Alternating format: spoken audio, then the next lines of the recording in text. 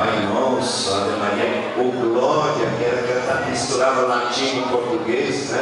É uma beleza. Acho que é por isso que eu sou padre até hoje, por causa dessa catequese aí.